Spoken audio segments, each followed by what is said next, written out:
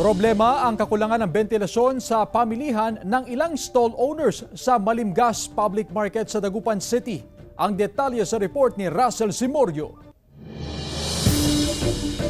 Umaabot sa 1,000 piso ang bill sa kuryente kada buwan ng negosyanteng si Raquel sa kanyang maliit na stall sa ikalawang palapag ng Malimgas Public Market.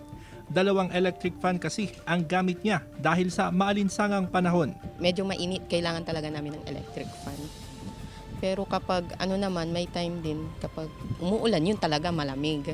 Pero kapag ganitong kasagsagan ng init, as in talagang sa part dito sa creation, dito sa gown, talagang need namin electric fan, mainit. Ang iba naman na walang electric fan, kanya-kanyang diskarte para malabanan ang init. Reklamo rin ng mga mamimili ang kakulangan ng bentilasyon sa lugar. Wala tayong magaw kung kailangan malamig di mas mabuti para malayo sa stroke. Ayon sa pamunuan ng Malimgas Public Market, naayos na ang ilang nasirang aircon unit sa pamilihan.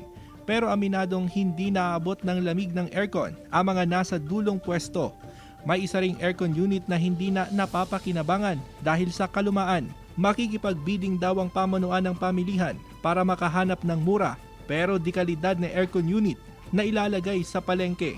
2 aircon natin yung kakakarga lang. Kaya may improvement na sa lamig. At doon naman sa mga may problema pa, rest assured, may ginagawa ang ating administrasyon. Nag-utos sila ng mga aircon technician. Kasama si Ron Alistair Tañedo, Russell Simorio, One North Central Luzon.